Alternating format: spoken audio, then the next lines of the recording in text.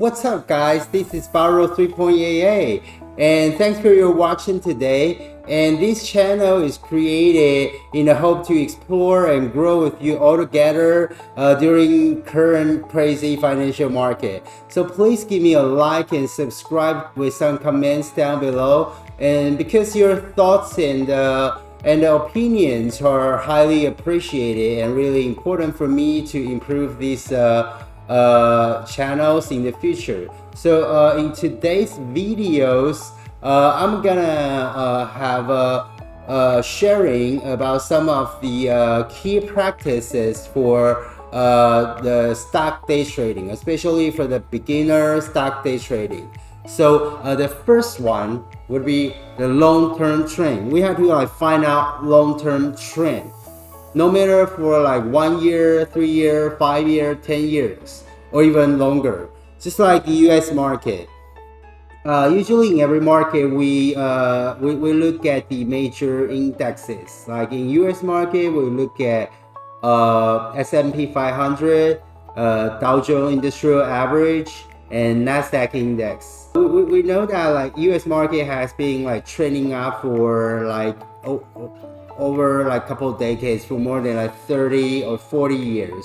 So that's the thing we have to look at the very beginning. And the second one is about the value zone. What's value zone? I mean, value zone is about in every trend, for every different different type of terms, we have to find out the supports and resistance levels, and also some of the trend lines and moving average, in order to decide our entry or exit point, or stop loss or profit taking price level, etc. So the third one is about the stock pick. Like in the US market, there are thousands of stocks. So I'm gonna say, for a beginner, what kind of stocks I'm gonna trade, and how can I trade, what kind of strategy I'm gonna do. So in every market, as a beginner, usually we look at the strongest stocks.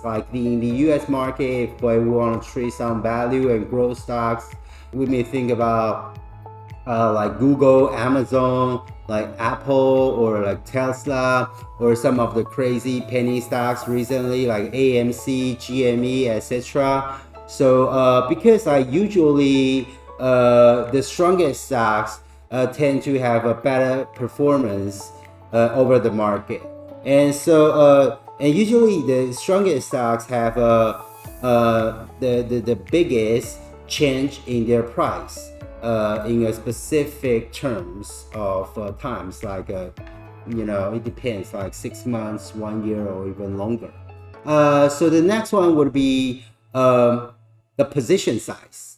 The position size is something helping us to do better asset allocation and the risk management. For example, assuming that we have $1 million to invest, so we want to do 10 picks at the very beginning. So $1 million divided by 10 would be 100,000 for each stock. But every stock has different price. Some could be 100, some could be 1,000. So so we just use 100,000 divided by 1,000, so that would be 100 shares. So 100,000 divided by 100, that would be 1,000 shares. So in the allocation, in the position size, we buy different number of shares for different stocks with different stock price. We have to look at the value of the stock we buy instead of the share of the stock we buy. The next one would be finding out the entry and the exit point. This is very important because after we find out the trend, we find out the value zone, we find out the stock to pick, and do our position size allocation, we need to find out the entry and the exit point for each stock, right? But this is really important. After we decide entry and exit point, we have to like 100% follow through it and totally stick to it. This is helping us to decide the stop loss point and also the profit taking point. In order to decide this, as just mentioned above, we already find out the supports and the resistance for each value zone. And other than, all the factors just mentioned above, we still need to take into consideration regarding the intraday breaking news and intraday breaking event. If anything happen, like we still need to stick to the well-planned entry and exit point, or we will conduct or execute like differently. But we have to plan everything beforehand and follow through it.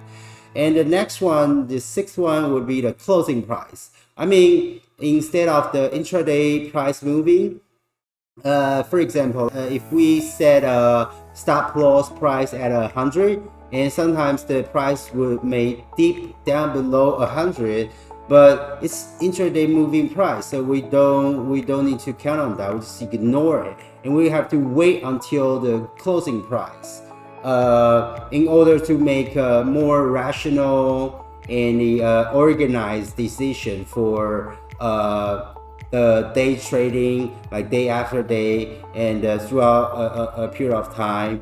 That would be a benchmark. That would be a good standard for us to organize our trading process. And the last one, but not the least, and I think it's the most important part, would be discipline. We have to be really disciplined to control our fear and greed. And we have to 100% follow through the original plan for all the factors we just mentioned, for all the key practices we just mentioned. Always keep that in mind. No second guess, no play by ear, no hesitate, and no tangling for all the plan we have made. Because a lot of time when the stock keep like surging, we will think, oh, I'm making a lot of profit, so I'm a genius. I will just like keep making money in this way. And when the market crash, we will think, oh my God, I've lost a lot. What am I gonna do? Can I win it back or something? We have to get rid of this kind of thought and thinking, and we have to get rid of this kind of mindset. We have to stay neutral and calm, and just follow through like a machine. Just follow through the plan we have made beforehand. Regarding this, we will talk about machine learning trading, like algo trading later on in some of the other courses. That help us. There are a lot of like systems and software helping us to do that as well. So for this practice, for the mentality issue, good mentality is the hardest part to practice in order to manage the fear and the greed. That's a human nature. It's really hard to control. So we have to practice day after day about it.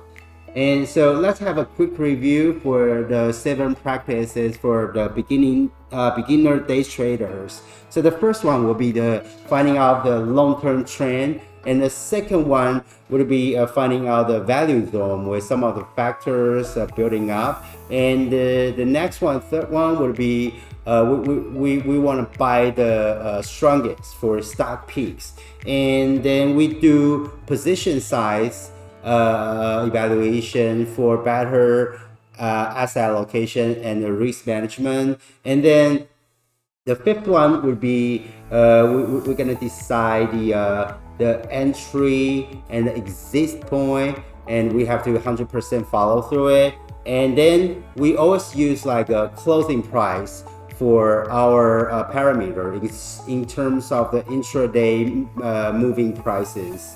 And then the last but not the least, and always the most important, we have to be really disciplined. We have to practice again and again to control our fear and greed for every trade, for every day. Hope this is helpful, and good luck for your trading. So if you have anything to share about like day trading as a beginner day trader, please feel free to give me a like and subscribe with some comments down below so we can discuss further. So looking forward to share with you for more about the day trading and the stock market. Until next time, check it out.